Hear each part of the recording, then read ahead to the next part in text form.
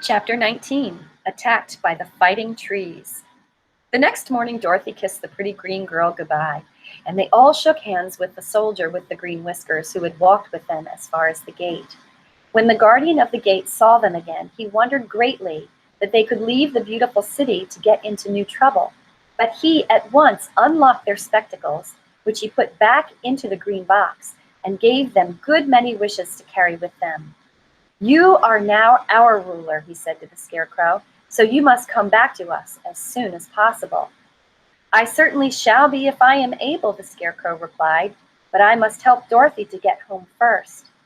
As Dorothy bade the good-natured guardian a last farewell, she said, "I have been very kindly treated in your lovely city.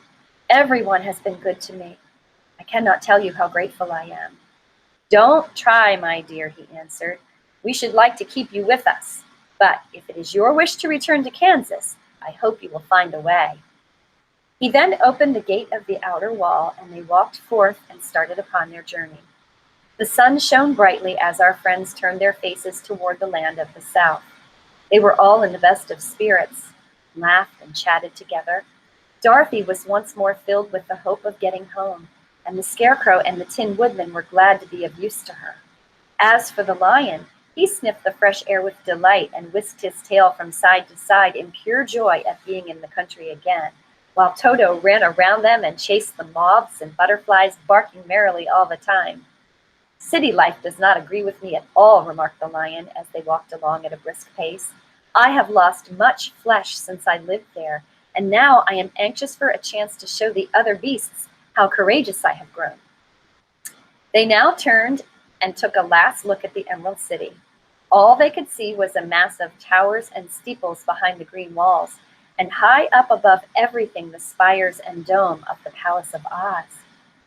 "Oz was not such a bad wizard after all," said the Tin Woodman, as he felt his heart rattling around in his breast. "Well, he knew how to give me my brains, and very good brains too," said the Scarecrow. "If Oz had taken a dose of the same courage he gave me," added the Lion, "he would have been a brave man." Dorothy said nothing. Oz had not kept the promise he made her, but he had done his best, so she forgave him.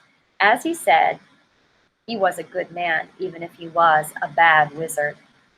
The first day's journey was through the green fields and bright flowers that stretched about the Emerald City on every side. They slept that night on the grass, with nothing but the stars over them, and they rested very well indeed. In the morning they traveled on until they came to a thick wood. There was no way of going around it, for it seemed to extend to the right and left as far as they could see. And besides, they did not dare change the direction of their journey for fear of getting lost. So they looked for the place where it would be easiest to get into the forest. The Scarecrow, who was in the lead, finally discovered a big tree with such wide-spreading branches that there was room for the party to pass underneath. So he walked forward to the tree, but just as he came under the first branches, they bent down and twined around him, and the next minute he was raised from the ground and flung headlong among his fellow travelers. This did not hurt the Scarecrow, but it surprised him, and he looked rather dizzy when Dorothy picked him up. "Here is another space between the trees," called the Lion. "Let me try it first," said the Scarecrow, "for it doesn't hurt me to get thrown about." He walked up to another tree as he spoke, but its branches immediately seized him and tossed him back again. "This is strange," exclaimed Dorothy. "What shall we do?" "The trees have seemed to have made up their minds to fight us and stop our journey," remarked the Lion.